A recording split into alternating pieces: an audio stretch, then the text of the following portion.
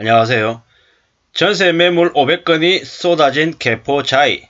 중개업소 20년 만에 처음이라고 이야기합니다. 역전세 난 강남권 현장을 가보고 이제 나온 얘기인 거죠. 내년 초에 3,375가구 규모의 개포자이 프레지던스가 이제 입주하면 강남권의 전세가 더 하락할 거라고 이야기합니다. 왜 그러겠습니까? 왜?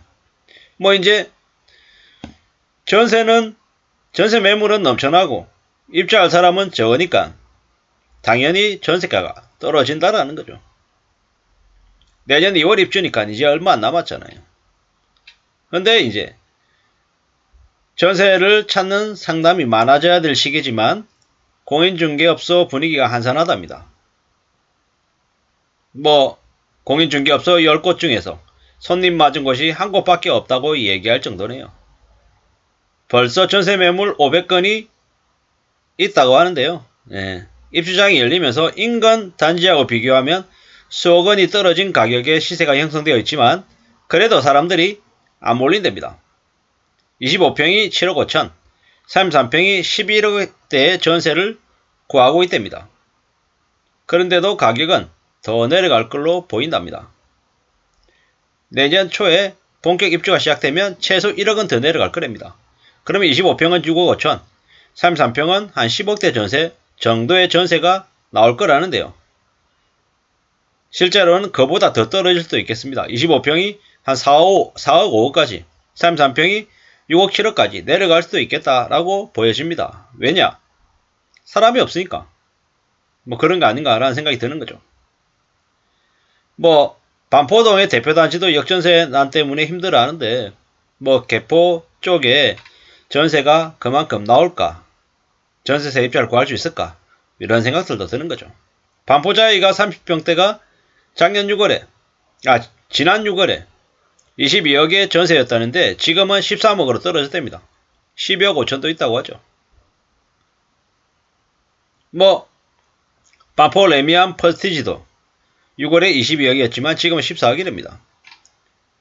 송파도 마찬가지고요. 송파 잠실의 엘스도 30평대가 13억이던 게 9억 5천이랍니다. 동작구 흑석 아크로 리버하임도 이제 14억이던 게 지금 9억 중반이랍니다. 전세가입니다. 전세가. 갭 투자했다가 세입자 못 구해서 실거주하게 된 집주인도 있답니다. 지금은 여기에 아까 얘기할 때 반포자이가 22억이던 게 13억, 반포 레미안 퍼스티지도 22억에서 14억, 잠실 엘스가 13억에서 9억 5천, 동작구 흑석 아크로 리버하임도 14억에서 9억 중반 이렇게 했는데 이게 지금 현재 전세 가격이거든요. 전세 가격. 근데 나중에 시간이 지나면 이게 전세 가격이 아니라 매매 가격이 이 정도가 될 수도 있겠다라고 봅니다. 반포가 22억에서 14억, 13억, 12억 이게 전세가가 아니라 매매가가 이렇게 될 수 있을 것 같습니다. 저기 잠실 쪽에 아파트도 9억 5천이 매매가가 될 거고요. 흑석 쪽에 9억 중반도 매매가가 저 정도가 될 것 같습니다. 별로 오래 갈 것 같지도 않고요. 2023년 말 2024년 한 중반 정도만 돼도 저 가격으로 내려갈 것 같습니다. 그 다음은요. 그 다음은 더 내려가겠죠. 2025년, 2026년 가면 그냥 2012년에서 2014년 가격으로 간다. 이렇게 봐도 하나도 이상하지 않을 것 같습니다. 전세 매물이 쏟아지고 전세가가 떨어지면 마찬가지로 매매가도 같이 내려간다라고 보는 게 현명할 것 같습니다. 이제 보증금 돌려받지 못하는 세입자들이 경매를 신청하는 경우도 생길 수 있다라고 이야기합니다. 전세 매물이 계속 는답니다. 계속. 서울 아파트 전세 매물이 5만 1000건으로 3개월 전보다 한 57% 늘었답니다. 경기도도 한 50%에서 경기도 50% 늘고 인천도 한 35% 늘었답니다. 이게 현실이랍니다. 두고 봐야 될 얘기인 거죠. 그동안에 전세 가격이 너무 많이 올랐죠. 너무 많이 올랐기 때문에 이렇게 된 거다라고 봐야 됩니다. 이제는 집값이 계속해서 더 내려갈 거다로 보는 게 맞을 것 같습니다. 분양가보다 전세가가 비싸니까 이렇다라는 거죠. 이제 함부로 전세를 올려서 갭 투기를 한다라고 생각할 수 없을 것 같습니다. 왜냐? 그랬다가 전세가가 내려가면 이제 차액만큼을 돌려줘야 되는데 그 돌려줄 돈이 없으면 이 역전세, 세입자한테 돈을 더 줘야 되는 그런 말이 안 되는 일이 생기니까 참 어처구니가 없죠. 이제는 전세보다 월세로 사는 게 훨씬 더 이익이고 지금은 무리하게 빚을 내서 집을 사는 것보다 월세, 전세로 사는 게 낫다라는 거죠. 불과 한 1, 2년 전만 해도 무리하게 연끌해서 집을 산 사람들이 전세, 월세 사는 사람들에게 월세 거지, 전세 거지라고 비아냥거리고 조롱했습니다. 근데 지금 보십시오. 연끌한 사람들이 몰락하고 무너지게 생겼고 전세, 월세 사는 사람들이 현명했음이 서서히 드러나고 있습니다. 자기 분수에 맞게끔 사는 거 이게 뭐 별거 아닌 것 같고 그냥 당연한 건데 그 당연함을 당연하지 않고 자기는 뭐 특별한 것처럼 쉽게 돈 벌 수 있는 것처럼 착각했던 이들이 대거 무너지고 몰락하고 있다는 겁니다. 전세 가격은 계속 내려갈 것 같고 그리고 집값도 덩달아서 내려갈 걸로 보여집니다. 이게 닥쳐올 현실입니다.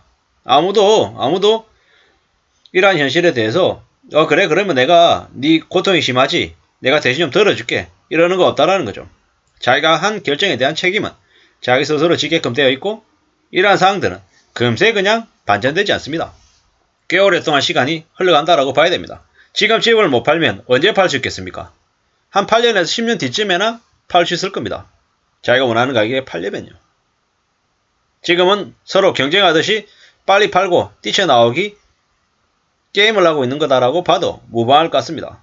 세상을 살아가는 게 참 어렵습니다. 내 바람대로 내 생각대로 안 흘러간다라는 걸 서글프고 억울하고 답답하지만 받아들이고 수용할 줄 알아야 되는 거죠. 그런 마음들을 잘 간직하고 살아야 이 힘들고 험난한 현실을 하나씩 둘씩 그래도 헤쳐나갈 수 있지 않겠습니까? 그렇게 생각이 듭니다.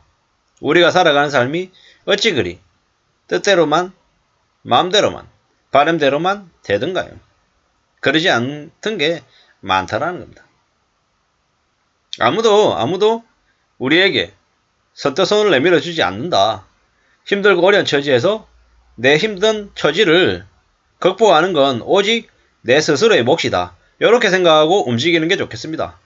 지금은 여전히 집값이든 전세, 월세 가격이든 하락하는 시기다. 이제 초입에 들어왔다. 입구다라고 생각하고 지내시는 게 좋겠습니다. 앞으로 4, 5년간 이러한 험난한 모습들은 계속 벌어질 거다라고 봐야 되겠습니다. 이상입니다.